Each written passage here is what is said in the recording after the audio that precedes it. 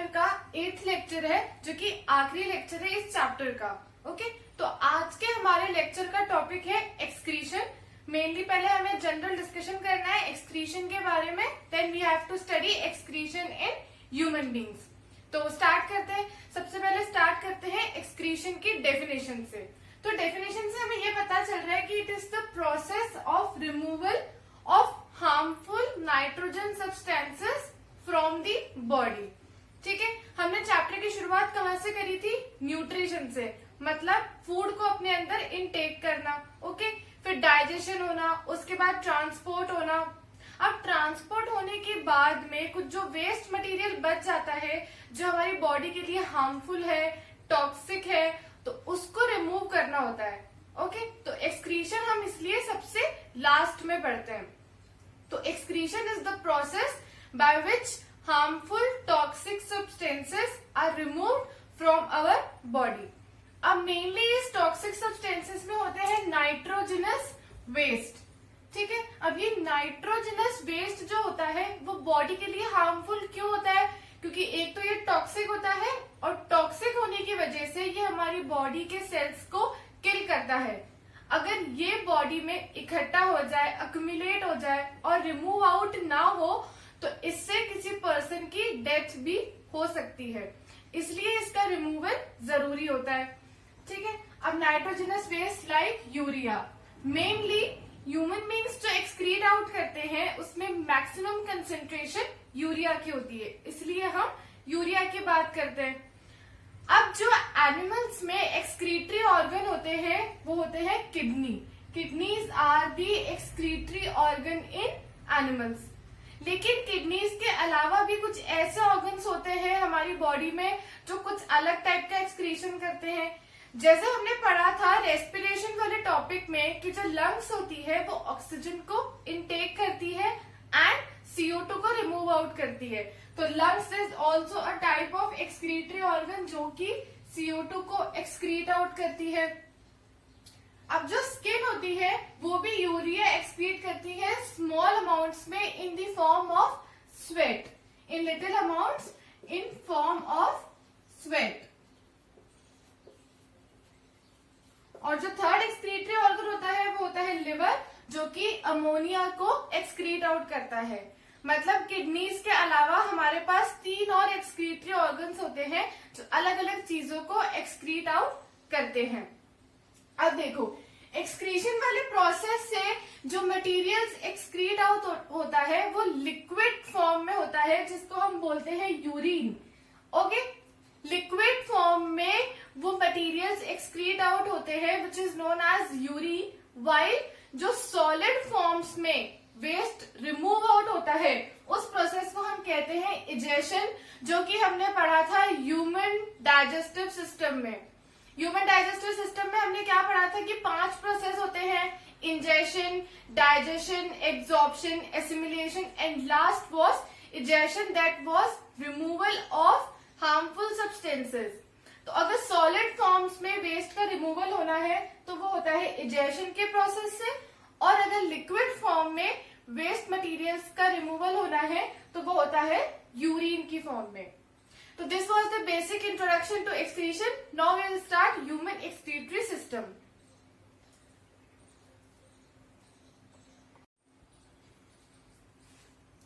Now let's start with human excretory system.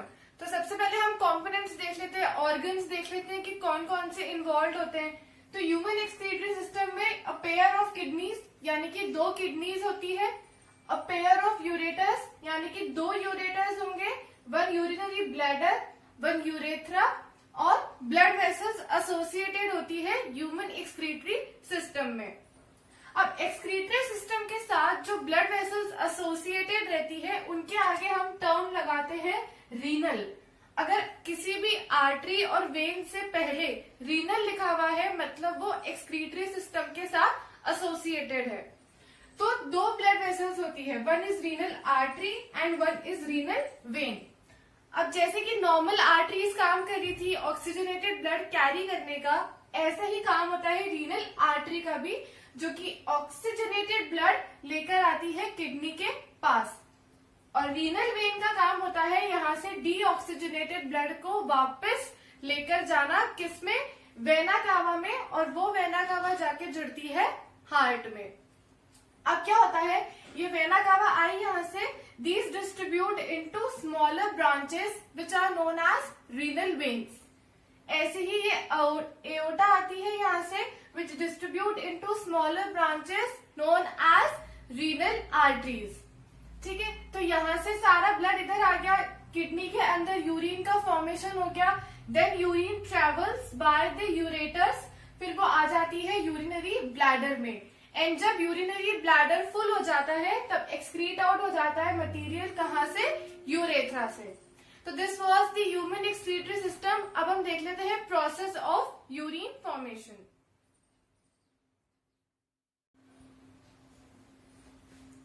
Okay, so now next we will study the process of urine formation. तो kidney के अंदर क्या होता है, बहुत सारे नेफ्रॉन्स होते हैं जो कि बनाते हैं यूरिन, जिनका काम होता है यूरिन बनाने का।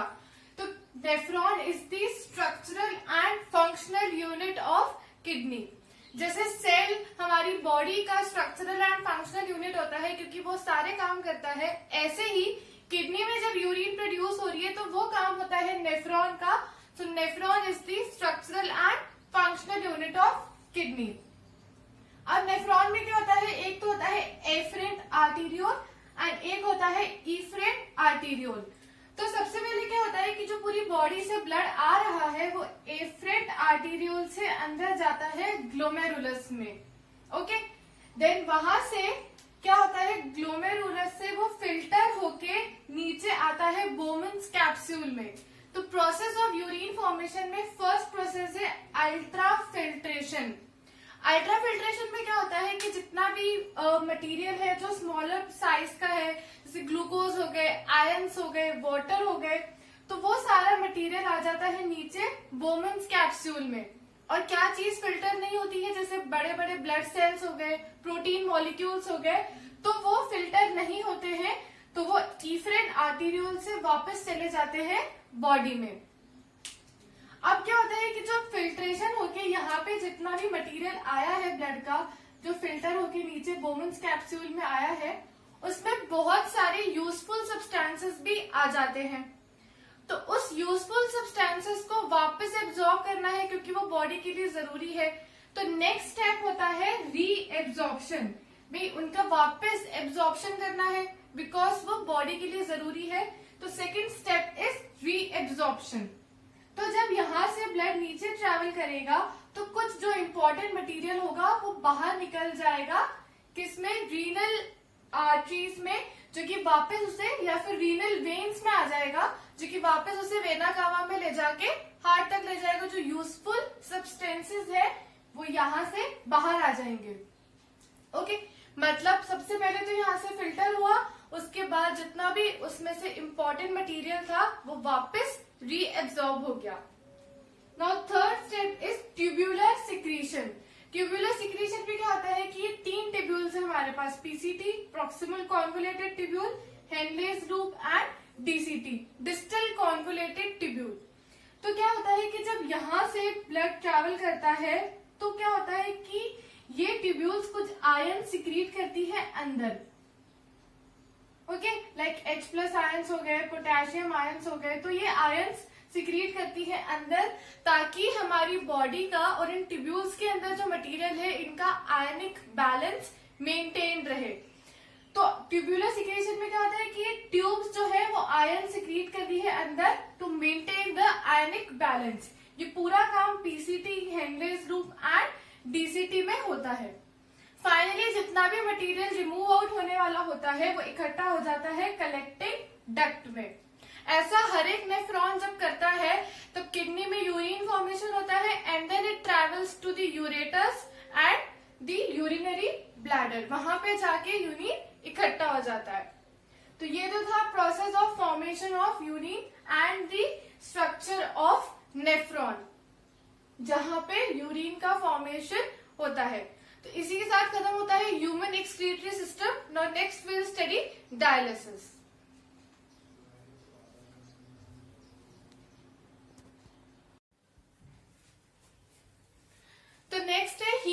हीमोडायलिसिस। तो क्या होता है, जिन लोगों में किडनीज खराब हो जाती है तो उसमें उनका वेस्ट मटेरियल रिमूव आउट नहीं हो पाता, इसलिए उनको आर्टिफिशियली रिमूव करना पड़ता है। तो उस प्रोसेस को हम कहते हैं हीमोडायलिसिस। क्या होता है कि जो ब्लड वेसल से इम्प्योर ब्लड है उसको बाहर निकाला जाता है विद द हेल्प ऑफ एक एयर पंप लगा देते हैं, जिससे प्रेशर क्रिएट होता है एंड इम्प्योर ब्लड यहाँ से बाहर निकलता है। वो जाता है डायलिसिस में, जिसमें डायलिसिस सोल्यूशन होता है जो एग्जैक्टली ब्लड के जैसा होता है, लेकिन उसमें यूरिया एब्सेंट होता है। यूरिया के एब्सेंट होने की वजह से क्या होता है कि जो इम्प्योर ब्लड है उसमें यूरिया की कॉन्सेंट्रेशन ज्यादा है, एंड वो ब्लड जब यहाँ आता है डायलिसिस में, तो डायलिसिस सोल्यूशन में यूरिया एब्सेंट है, तो डिफ्यूजन की वजह से इम्प्योर ब्लड वाला यूरिया आ जाता है डायलिसिस सोल्यूशन में, एंड रिमेनिंग ब्लड जो होता है उसमें यूरिया एब्सेंट होता है। Now it is pure blood. तो डायलिसिस सोल्यूशन में जब यूरिया आ जाता है तो उसको यहाँ से बाहर निकाल दिया जाता है, एंड जिस ब्लड में जो नाउ अब फिल्टर हो गया है जिसमें यूरिया एब्सेंट है, उस ब्लड को वापस एक नई वेसल के थ्रू बॉडी में रिटर्न कर दिया जाता है। तो जब जब अंदर की कॉन्सेंट्रेशन में यूरिया फिल हो जाएगा यहाँ पे डायलिसिस सोल्यूशन में, उसको यहाँ से रिमूव कर देंगे और नया फ्रेश डायलिसिंग सोल्यूशन इसमें डाल देंगे।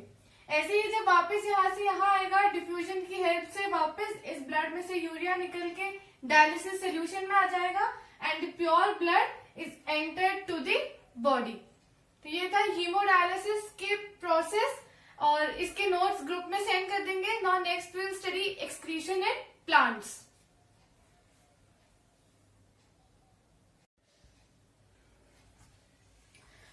सो नाउ लास्ट टॉपिक है हमारा एक्सक्रीशन इन प्लांट्स।